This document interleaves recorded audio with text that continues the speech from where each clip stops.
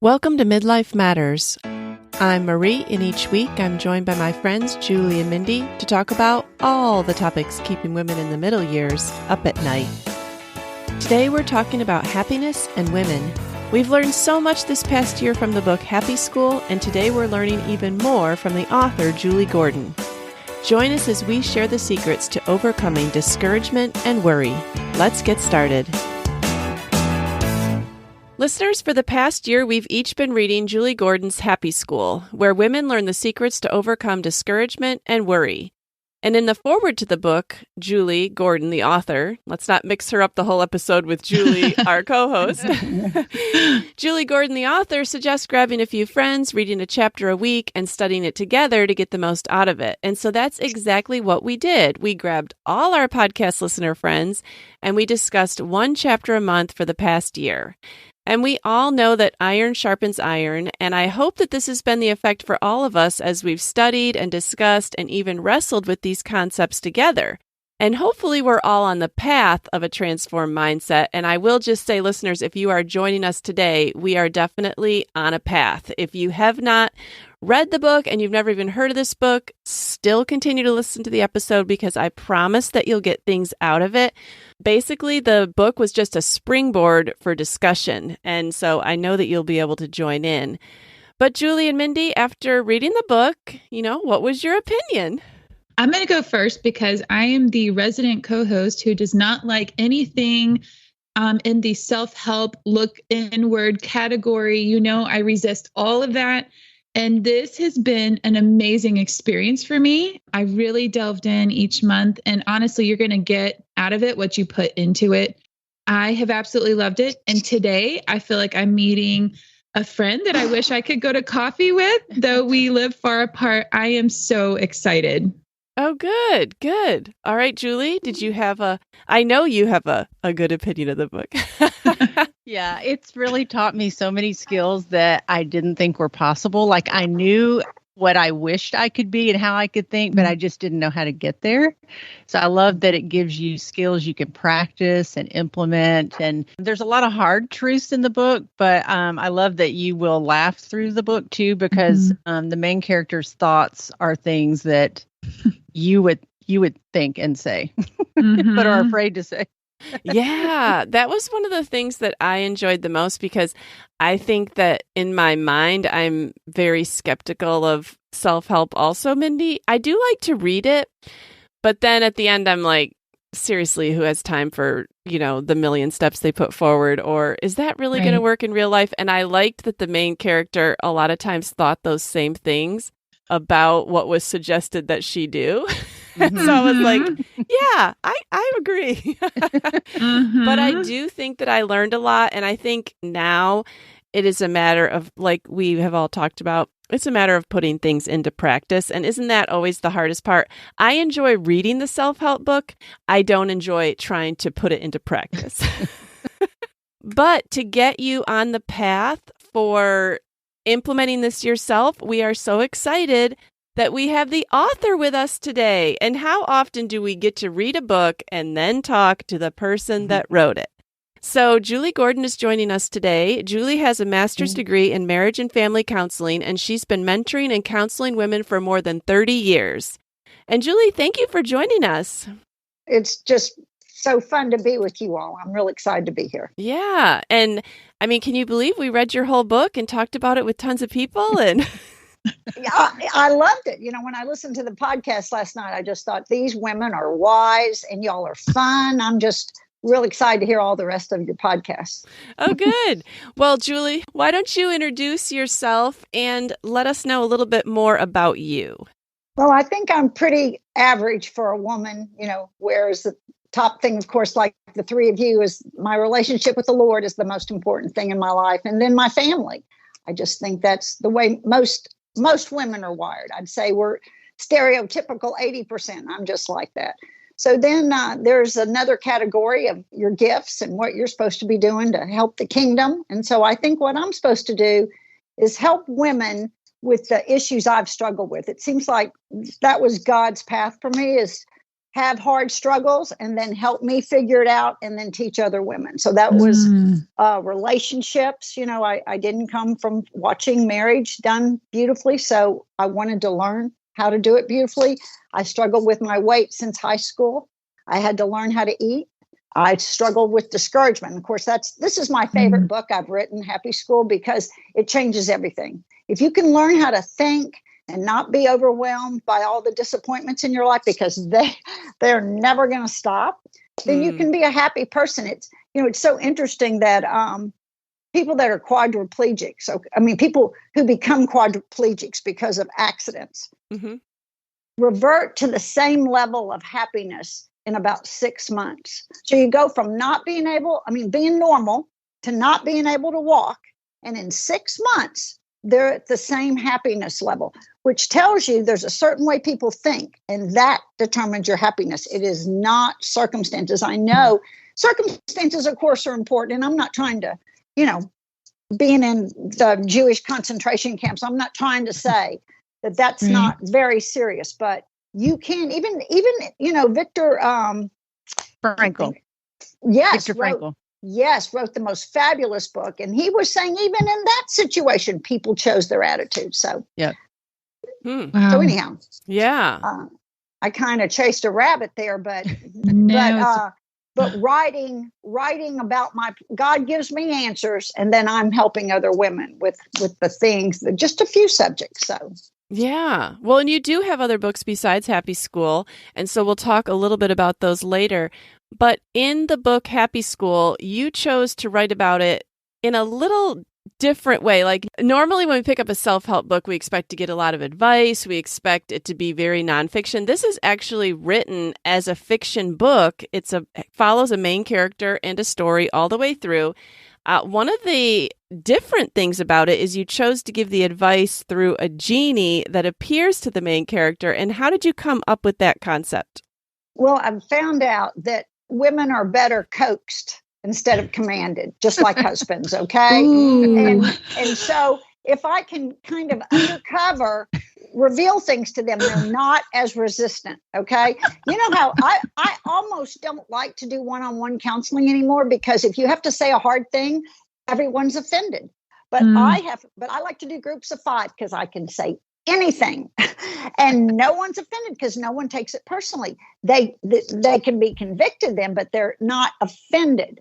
So, we all have to get through that being offended when we're told what to do. So the genie is a soft way to get through to people. He's talking, it's not the author giving advice. So I have found it's undercover gets through. And it, with husband school, getting under men's shields, men have this shield on their heart. Getting that genie, that's the best one, where men say, oh, I had no idea they can take advice. They can take advice from a genie. And if their wife had said the same thing, they'd been infuriated. Wow. Well, and the genie's also giving advice to someone else in the book. So you're kind of... right, Julie. Yeah. Your secondhand indirect. Taking it in. Yeah. Secondhand. Exactly. I love what one of the reviewers said on the back of the book. It says, it's the Hallmark Channel meets self-help. Oh, she was a doll. She was in one of my groups, that girl, and she went through breast cancer and a whole bunch of stuff that you think would just throw her to the ground. But she learned how to think, and I am telling you, she's thrived through that. It's amazing what the human mind is able to do if it's directed. Wow, Marie and Julie, I really think that Julie Gordon has found her genius zone in this, which I know we'll talk more about later. Yeah, I love talking about that. So we can talk about y'all and your genius zone. Well, Julie, by the time midlife rolls around, which is where we are, we can be well acquainted with disappointments and sadness. But I couldn't help notice that your main character was young. She was 32, I believe, and single. So age doesn't seem to be a factor in happiness or unhappiness. So why is happiness so elusive for women? Like, I don't envision a lot of men sitting around reading books on happiness. But men struggle too. They just, aren't as willing to reach out for help. But men struggle. Right. But, I think it all gets back to the Bible verse is be ye transformed by the renewing of your mind. So how do you change your marriage? Well, you change, how you understand and how you think about your husband. Because men are just so different how they think about us. So women are always upset with their husbands for not thinking like a woman. It's just pretty funny. So you change, you renew your mind about men, about food. You renew your mind about how you think about food. This is about renewing your mind how you think about disappointment. And this is renewing your mind about how you think about what's missing. And like I still, every morning, and it's kind of hard even to admit this because it kind of tells you how broken I really have been. I have to do a morning happiness routine.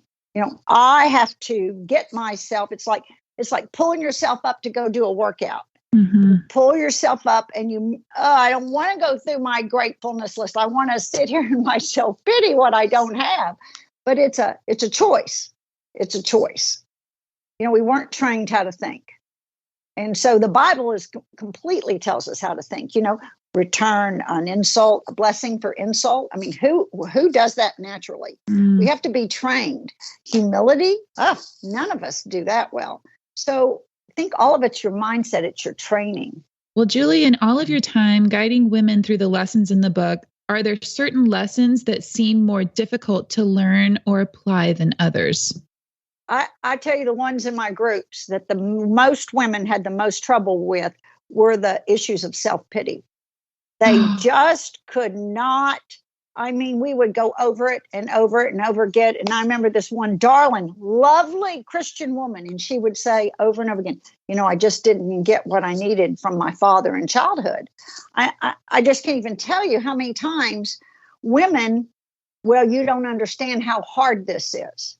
You just don't understand my situation and I want this and I don't have it. And that self-pity is the recurring thing. That if women can kind of get over that, that there are going to be some hard things in life. And I've got to learn how to think, I still deal with the self-pity issue. Okay. I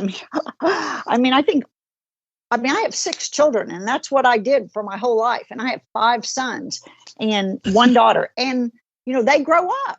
And so I'm having to learn that, these men, and I have precious boys, okay, but they now have wives that are the thrill of their heart, okay? And so I don't want to focus on what I'm not getting and not getting high enough attention from these little boys who used to sit in my lap. That's just wrong to think like that. But, sometimes I'll find myself, oh dear, they didn't blah, blah, blah. Or, you can do that with friends. I do all the listening. They don't really ask me good questions and listen to me. I mean, you can just do it about every area, what you didn't get from your parents, how your mother-in-law, it's just nonstop. So handling and learning how to think about all these things is life transforming, just life transforming. We all have disappointments. We choose if we're going to be discouraged. Right. No, that's something we did talk a lot about in the previous episodes. And listeners, if you want to go back, there are lessons on dealing with resentment or anxiety or disappointment. And you can kind of look for the titles about one every 4 or 5 episodes because we did one a month. And it might be helpful for other people to hear how we've struggled with it and continue to struggle and are trying to implement other things. But one of the things that we really did struggle a lot with, and we've mentioned it several times this year, is you talk about your genius zone in the book. It's like a zone where you are kind of thrilled with your work. Like I picture it like you're good at it, you love it, you can't wait to get to it. And the 3 of us, we're at points where we want to find that genius zone. Like we may have felt like we had a genius zone earlier in our lives, but now we kind of feel like we need a new genius zone.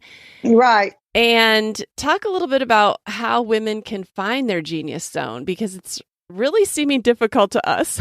We're struggling. Well, I feel like that is very legitimate, and I hear this a lot. Okay, so y'all are just doing great. I think though what's so important, and I've struggled with this too, is that we have to back up and remember that we're here on earth as Christian women to make a contribution. Jordan Peterson has this great thing that we think that satisfaction is found drinking a fruity drink on the beach. Well, whereas satisfaction really more is found victory on the battlefield. So if we apply that to our lives, okay, maybe I didn't teach that exactly right, because to get up and be, whistle as I go to my work, I'm not sure that, because I'm not experiencing that now, because I've been called to do right apologetics. Okay. But to get up and to know the calling, okay, that's another whole issue right there, to know the calling and to get up. And it's like working out. You make yourself push forward, do a day's work and whatever calling it is. I think this idea of knowing that we're here to make a contribution. So we've got to figure out what that contribution is. This idea of it's all about me being happy, because happiness kind of comes behind you then and lands on your shoulder like a little butterfly. It finds you and it keeps your mind out of the what's missing and what's disappointing to be pursuing. But you want to kind of find where your interests are, where your skills are, where a genuine need is, the Venn diagram where the three circles overlap. And you have to find what it is God's kind of asking you to repair. We're here to repair the ruins. That's why we're here. We're pilgrims here, and we're in a battle. We're not here for a long vacation, and we get confused. It's a battle. So once you kind of get your mindset on, okay, now I'm here to make a difference, to contribute. So start there. Then it doesn't have to be so fun. I mean, that's not the thing, where I'm having a blast. Here's a good question that really helps a lot of women is try to solve a complex problem that you're interested in. Okay. So that's a different question than how do I get up and have a good time today? Right. Okay. We might have been looking at that wrong. I think I wrote it wrong now that we're talking. If I have too much enjoy, passion, because this is a common question I get. I do feel like I have found one of my genius zones. And I have noticed even in the past couple of weeks that it makes me uncomfortable. And so I wanted to say, it's hard. It's hard for me to take the first step to go in and do it. But when I'm doing it and when I leave, I know that I have been in my genius zone. And so I just wanted to put that out there that, yes, it puts me in an uncomfortable position, but I'm so thankful and I feel like I'm right where I'm supposed to be while I'm doing it. Mindy, that is just an excellent comment. And what you're talking about is the fear. That's all you're talking about is fear. Yes. And so I'll tell you, one time I read this sentence, and this sentence just has helped me for maybe 2 decades. And it was, throw your heart over the fence and your body will follow. Oof. Throw your heart over the fence and your body will follow. I took a test one time that said my fear is so high that I'm almost paralyzed. So I understand what you're talking about. My fear is so huge. So I just threw my heart. And I remember even writing my first book and kind of sending it out for just being so afraid of criticism. So I understand what you're saying, but you have to take risk. And we don't like to take risks. We like safe. Safe. Yeah. Safe. Well, and Julie, something you just said sparked something I was thinking about. We just took a 2-week trip with John and I, and I love to travel, but when I'm traveling, it's, I don't know, there's almost like a sense of guilt. Like I can't wait to get back home to the mundane, like the doing the dishes, the cutting the grass, the being like, just those things are almost more fulfilling than having the whole world at your fingertips. Like it's almost like those things should be kind of a reward for hard work. Yes. Not just, I mean, I could never just live like that, I think you're right on. And to understand that it's a dessert. The travel, not a goal to achieve forever and ever and ever. And it's not why you were put here on earth, unless maybe, you always have to remember that if it's a calling, it's going to be benefiting other people. So let's say you traveled and you had a blog on traveling to help other people travel. But for you just to travel so you could collect seashells, that would not be probably your calling. Right. Well, one of the things about midlife is we kind of reach a stage where we have to maybe establish some new goals. And we did talk about goal setting this year in some of our episodes. And I am dropping my last two off at college this fall, and I'll be an empty nester. And honestly, it's a little overwhelming to think, okay, now I have to reinvent myself. Everybody's asking, like, well, what are you going to do now? How are you going to feel? It's like, I don't know. And I've tried thinking about the happy school, advice of like reframing and all that. But I was talking about this with Julie and Mindy. It's kind of like, well, what if I sort of maybe feel like the best years are behind me and now I'm having to just pick up whatever people left on the floor that nobody wanted, like the choices that nobody wants, like all the good choices are already taken because I've already reached an age where I've gotten to do those.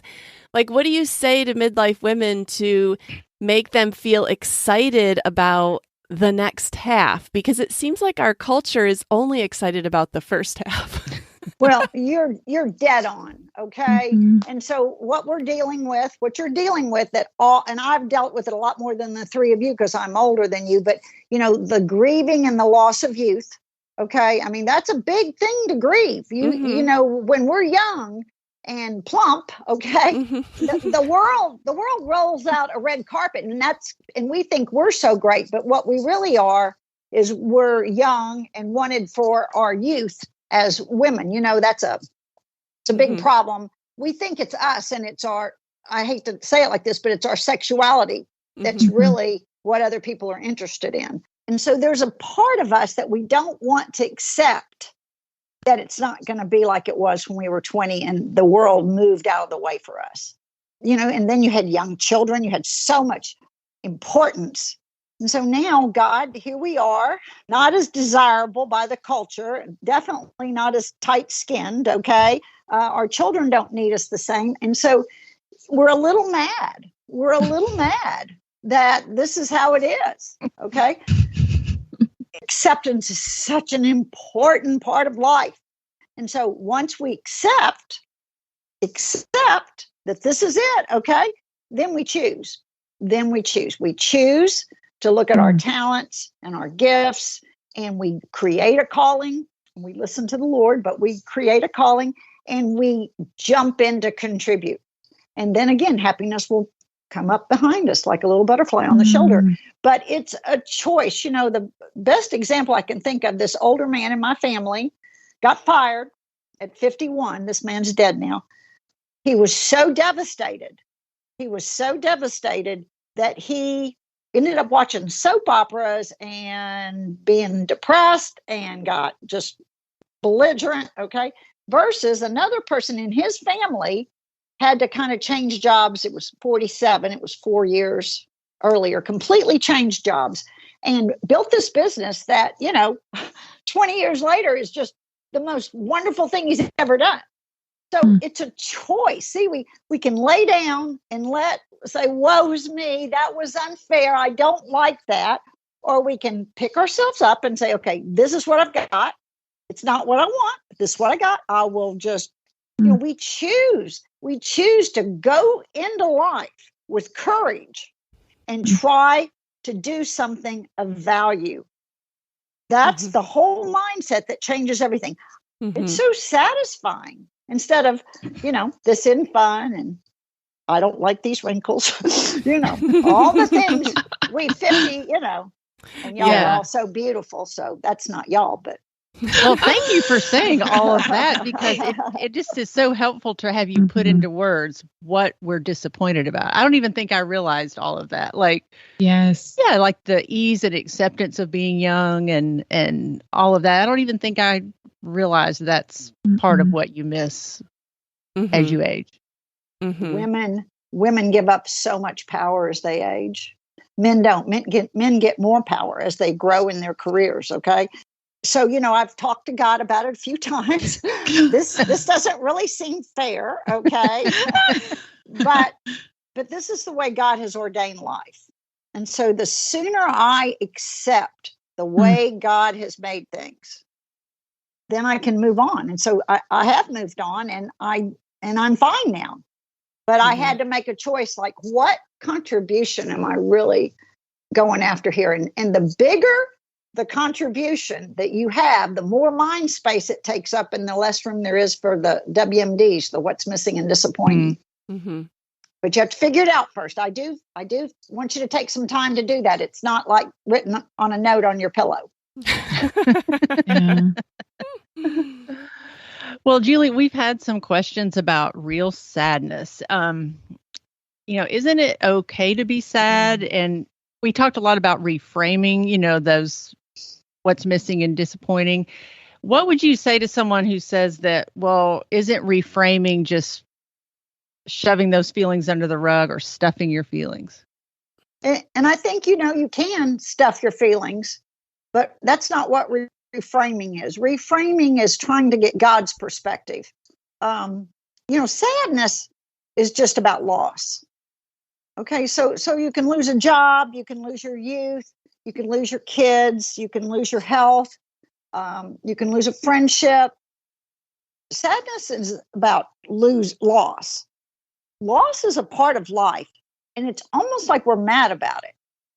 And God, when Job was fussing about his loss, there's the answer is, where were you when I told the proud waves to stop? In other words, I'm God. I tell you, I allow certain hard things in your life, and I know you don't want them, and I know you didn't pick them, and I've chosen those, and you really aren't going to know until eternity why. And I know you're mad about that, but again, it's accepting that that's the way life is. That's the way life is structured. And the more we say, Lord, I don't like this. I'll do everything I can in my power that's legitimate to try to fix it.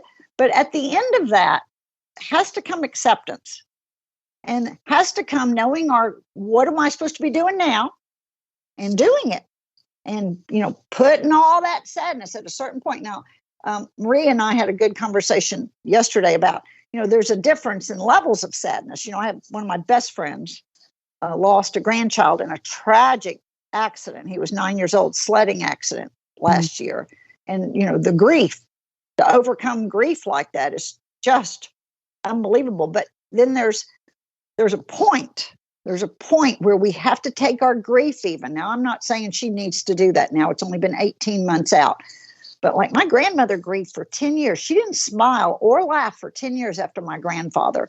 That's unhealthy. Someone should have said to her, you have to put that grief on a shelf in heaven and go on with your life. You're here to make a contribution, and you're allowed to grieve, and that's fine. But at some point, we have to remember we're here to serve. We're here to make a contribution. It's real helpful. It's freeing. It gives you something to think about. It's really, instead of, oh, woe is me, that's a horrible thing to think about, is to sit in the WMDs, what's missing and disappointing. That's depression. Well, Julie, one of the difficult relationships, we're going back to Darby in the book, and one of her most difficult relationships is her relationship with her mom and navigating that. So none of us want to be like Darby's mom. Do you have any advice to give midlife women for having the best possible relationships with our adult children? I always go back to just a couple things with my adult children. I have 6 of them, so I get lots of practice with this. It's that, and one of the articles in the study guide talked about this, is the little acronym SAW. It's sensitivity, affection, and warmth. And so you're always communicating with your adult children: sensitivity, affection, and warmth. There's 2 other pieces to this. One is help them get what they want. Try to help them get what they want. And the last piece is carry around a roll of duct tape because we want to fix them. Don't make that mistake. I love you so much. I don't want you to burn your foot. I don't want you to trip. Don't do this, don't do that. Our advice just wears the stew out of them. So you have to really pick what you're going to give advice about. And you have to fingertip drop it. And you have to be careful. I mean, they're adults now, and that's so common that young adults hate their parents do this, criticism. You should be a source of encouragement and interest, sensitivity, affection, and warmth. So, a lot of times I'll think of that little thing, and just at the end of a conversation, I'll have tried to be sensitive as I'm listening, but at the end, throw out some affection, throw out some warmth. I mean, you can just tell yourself to do that and it'll come. It's really, tell them something wonderful about them. Don't you remember when you were young and how you just ached for encouragement? Well, you now can be that person. You can be the encouraging person in your children's lives. Couldn't we be all more encouraging of everybody in our lives, but especially our kids? Because a lot of times we really do feel that way, Of course we do. We love them. We are proud of them. We want to encourage them. And I don't know, sometimes we might have gotten out of the habit maybe, or I don't know. It's really good. What women tend to do is they focus on who is not loving and giving to them enough. Okay. But what they've got to do is instead focus on how am I loving and how am I giving to you? It is going to be lopsided if you're doing life well. Okay. If you're doing life well, you're giving and loving more than you're getting. That's what healthy people do. They take the blame, give the credit. That's what humble people do. They're not sitting around like drenched, parched plants, water me. Well, isn't that so countercultural? I mean, even in Christian communities, that is not what you hear. Well, and the saints of old have talked about the sweet hour of prayer. I mean, where do we get our strength?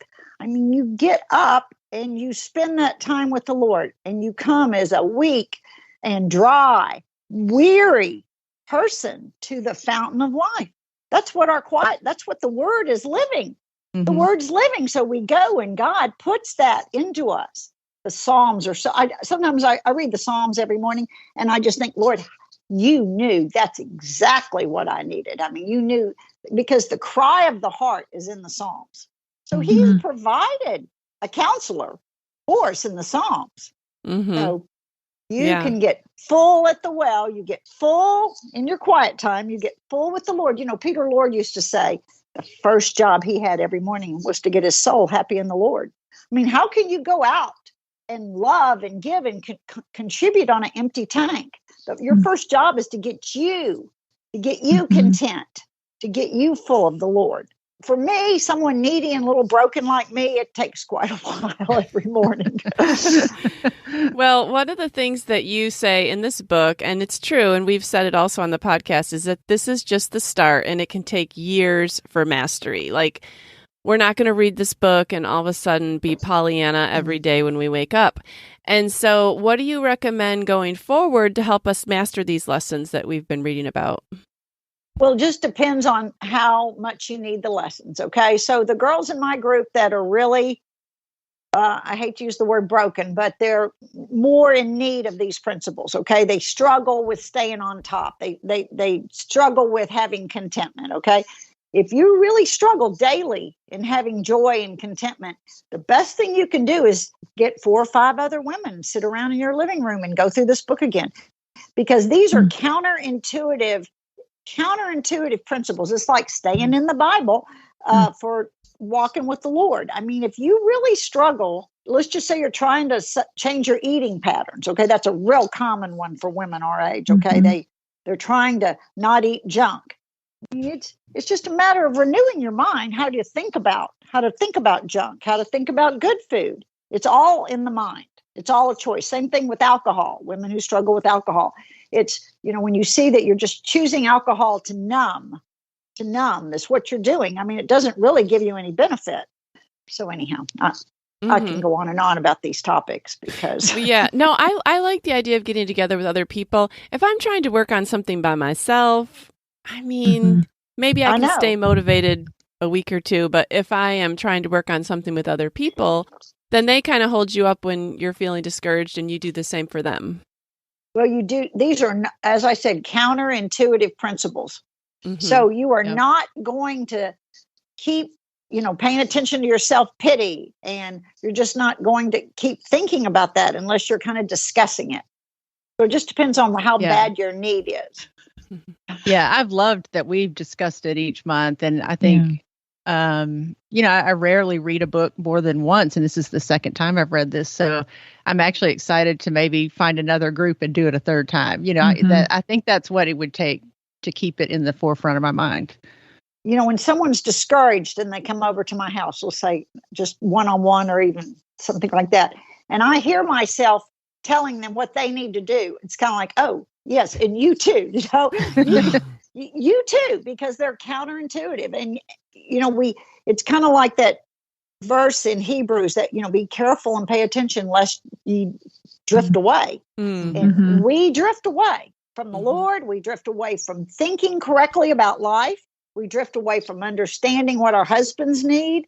We drift away. So you have to be always putting it back in.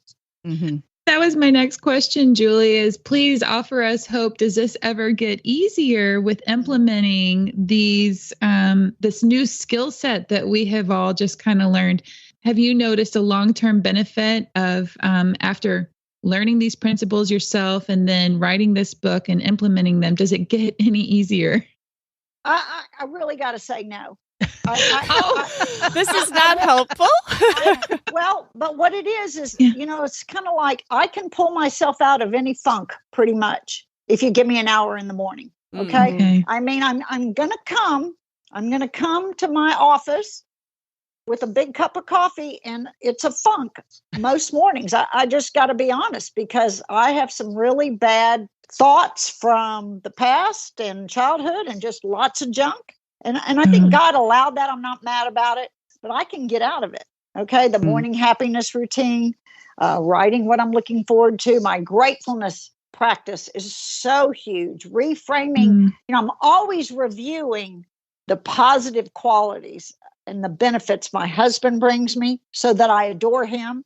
And I go through my children and my in-laws, what I'm so grateful for. It changes how I feel about them. And versus thinking about, oh, yeah, you're doing that. Not good. So that would be very easy to do. Mm-hmm. So I really go through pretty much a workout every morning, I would say. Mm-hmm. Oh, wow. It's a mental. I mean, I work out physically every day because my body is going south, and I do that with my mind. Right. So. Well, Julie, I know that Happy School is just one of your books in this Genie series. You have more, and one of them you even co-authored with your husband. So can you tell us a little more about those? Wife School was the first. It's not impossible to understand men. You can learn how men think, and you can be an adorable wife. You have secrets and things you can do, and wow, here we have a great marriage. Here we have a husband who adores you, which is what women want.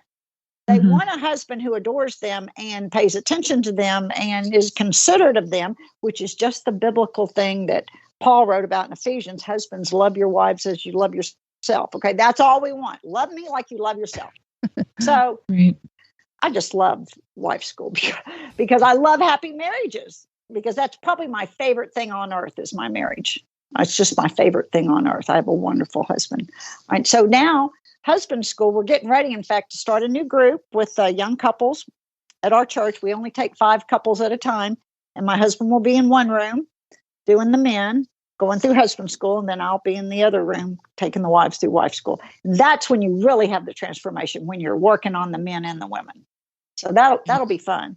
And then Skinny School, and I probably need to. Skinny School has offended a lot of people, the name, and I probably need to change it to Weight Loss School or just something that's not offensive. I mean, I think skinny's a fun word, and a lot of women do, but I've had a lot of criticism, so I probably need to change the title of that. But I have other things I'm doing. So, well, Julie, is there any way to do any of these books online? I noticed you had Facebook groups in the past. Are those still available? I'm not doing those right now, but they are available. Every lesson that I've written, every blog has been the study guides. It's all in the study guide.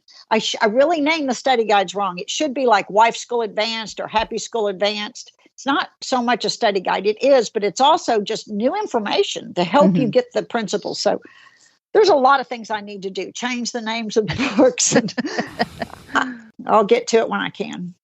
All right. Well, Julie, why don't you tell people where they can find you, like your website and where we can find out more about you? I'm at juliengordon.com, and my website has not been updated in a while. And what I'm doing now is my new project of the last 8 years has been apologetics. And my new book is the one I wish I had when my children were growing up. And it's called Mamas Don't Let Your Babies Grow Up to Be Skeptics. That's what I'm obsessed with. And so my website does not reflect that that's my new obsession, but it will soon. Okay. All right. Well, Julie, thanks for joining us today. We really enjoyed your book. We really enjoyed going through Happy School. And listeners, we hope that you've enjoyed following along. As I said before, you can go back over the past year, and I'll try to put links to those actually in the show notes if you want to go back and listen to some of our episodes. And as always, if you have any comments or things that you want to tell us about your journey through this book, because I know we've had several people message us and say that they've also been reading it. You can always find us on Instagram at Midlife Matters Podcast or email us at midlifematterspodcast@gmail.com. But before we go, we want to do I'm a Fan.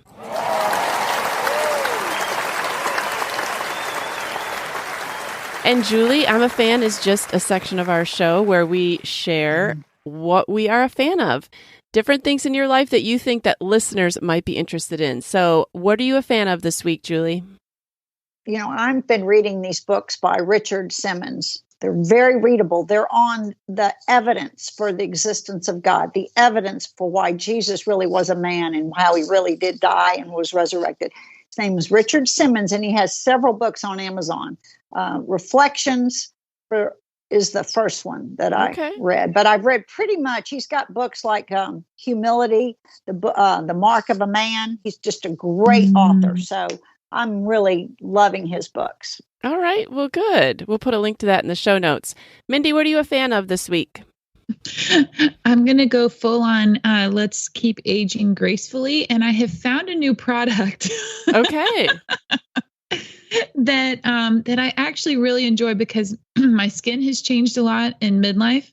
And I follow an Instagram influencer that's also a midlife woman. It's Lulu Loves 7. She's on Instagram.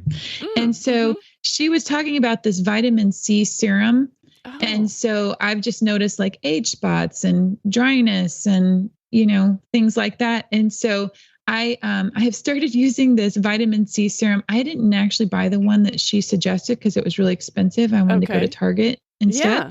So mine is by Cetaphil, and it is it's the Cetaphil vitamin C. And you just put it on in the morning, and I feel like I've been using it for a couple of weeks. I was worried it was going to make me too shiny, but it doesn't. But it kind of gives me, at my age, it gives me a little healthy glow. And I feel like it's kind of fading, some of the sun damage that I have had, just to give you a little pep in your step, Yeah. Well, I've heard of vitamin C serums before, and people recommend them. I've never actually tried them. How long do you think it took you to notice? It's been a couple of weeks, and I also have like just some sunspots on the back of my hands. And so like when I'm done putting it on in the morning, I put it on the backs of my hands. And so some of my sunspots are kind of starting to fade. Oh.